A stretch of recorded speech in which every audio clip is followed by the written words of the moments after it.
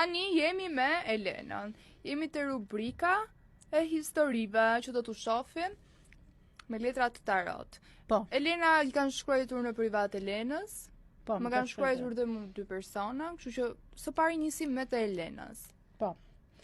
Atëre, thot, përshëndetje Elena, sot jam zgjuar, por kam një dhimbje të fortë. Domethënë kam një dhimbje të fortë. Ku e ka dhimbjen? Pasi dhimbje të fortë për djalin e saj, mbasi djali i saj është martuar dhe ka një fëmijë 8 vjeç.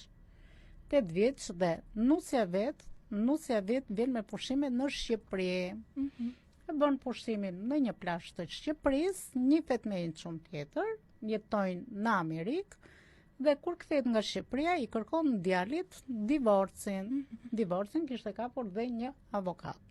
Do të thënë ka qenë një lidhje dashurie një mujoshe. Do kesh kaq vite martesë, 15 vjet, 16 vjet martesë dhe të thuash për një person që e njeh vetëm një muaj dashurie jetës së ime dhe të kërkosh burit divorc. Do me thonë, kjo gruaja ka qenë e martuar 15 vite, është e martuar 15 vite me një burr. Me një burr, po është e martuar. Ky burri ka ardhur me pushime në Shqipëri. Jo burri, nusja kanë ardhur me pushime të dy bashkë në Shqipëri. Kush ka gjetë të dashur? Nusja. Nusja ka gjetë të dashur. Po, gjatë edhe ty të ka kontaktuar burri. Më ka kontaktuar mami i çunit. Për nusën. Për nusën, Okej. pasi kërkonte që djali i saj mos ndashe. Për arsye se nusën e kishte marrë të vogël, ishte e vojtur dhe kishte rritur vetë. Po nusja e ka trastuar ndërkohë, ka gjetë dashuri tjetër. Janë shumë të rënduar, sidomos djali është shumë i rënduar nga ana psiqike, psikologjike, po kalon gati në depresion. Dhe më thotë, të lutem, dua një parashikim, dua të shikoj situatën. Si do përfundoj djali me nusën? Do kenë divorc, do kenë ndarje, mbasi dhe nusja kishte prerë biletat për të ardhur përsëri në Shqipëri. Dhe për të kërkuar divorcin, dhe më thotë, të lutem, më shikon, thotë, të ardhmin e djalit tim dhe nusës timi që kanë të ardhmi, kanë ndarje apo jo. Nisim. Po, dhe ne do t'ja shohim.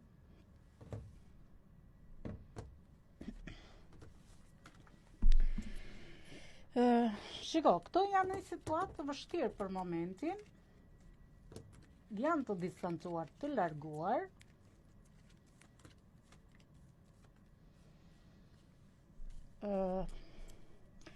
Me sa shoh unë, nusja ka rënë pjesë e mashtrimit, manipulimit, dikush e ka zhytur, e ka gënjer, e ka mështruar, e ka manipuluar, mund të jetë hequr si mund të ketë pasur kështu, mund të jetë hequr si biznesmen a dikush tjetër, por shikoj që është e manipuluar.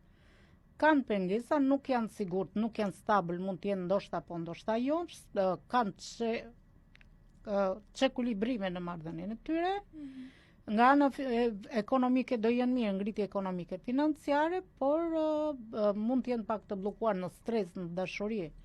Është e mërzitur për 3 kërkesa, por shikoj që nuk do i plotësoj ai dëshira që mendon ajo. Sa ai se erdhi në Shqipëri unë do divorcova, po do i prishen planet. Do kenë një komunikim të vazhdueshëm me universin, por në fund fare do kenë balancime. Do të thonë do jetë një prishje planesh që nuk do të ecin gjërat siç ka menduar kjo nusja. Po nuk shikoj që këta të kenë një divorc. Do ribashkohen.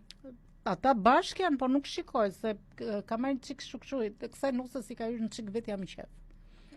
I ka hyrë në çik vetja më qef që ai se unë gjeta i dashurinë në Shqipëri dhe hajde se është dashuria e jetës time me një muaj. Do me thonë kjo ishte për këta. Po. Tjetra? Tjetra është një çun nga Lezhë. Ka pasur një lidhje dashurie me një gocë, një vit dashuri dhe ndahen se bëhet një fjalë, vetëm një fjalë janë ndarë. Çuni e kërkon prap, por vajza është fejuar me person tjetër dhe më e bukur është se djali është shumë i rënduar nga ana psiqike, psikologjike, pse kjo është fejuar me shokun e tij të ngushtë të fëmirisë. Ja paska marrë hapë. Dhe thot, dua ta di, thot, kanë ndarje me këtë, se ishte shumë i brashpirtërisht, bile më ka marrë sot, më ka marrë në telefon duke qarë, dhe kam qetësuar pak. Djali, po më ka marrë duke qarë, se tha unë, e ka ndash me bot familjare. Për të parë situatën do kenë ribashkim, do kenë komunikim, apo se kush do shikoj drejtimet e veta.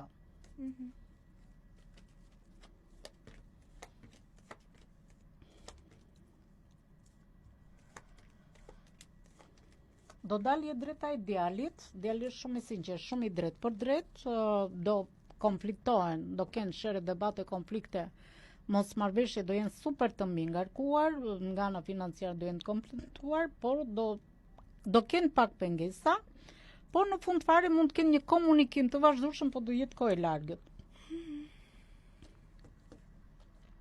Po që them që kjo vajzë që është fejuar nuk do ketë të ardhmë me madh çunin.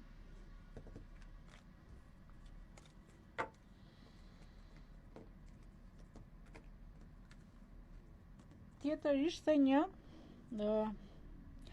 kjo është e fortë, Klea. Dashurojnë dhe këngëtarët, Klea, kanë edhe liriesh martesore, po. Një kliente thot, përshëndetje Elena, thot, kam pasur një lidhje dashurie, thot, 2 vjeçare me një këngëtar, thot, jam gjendur dhe financiarisht, por kohët e fundit më rish shumë i ftohtë.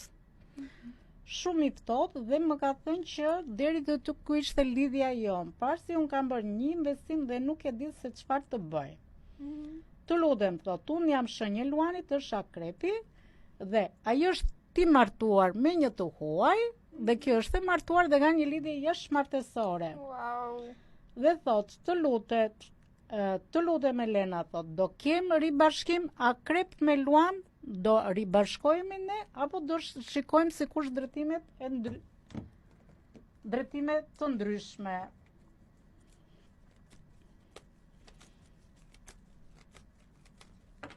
Si thua ti, Klea, do përfundojmë bashkë? Jo. Jo, je sigurt. Ke të drejtë. Po Elena, po kam vazhduar dhe unë të marr energji ty. Normale. Jo, profesionin më mirë po ta jap vetë. Atëre. Luani, shikoj, këta në familjen e tyre do kanë krisje. Kanë krisje. Një kuror, sherrë debate, një krisje, janë shumë të vrarë. Shpirtërisht, duhet në kenë kujdes pjesërisht spionazhin, ka qenë në pritje të shumë lajme, po një femër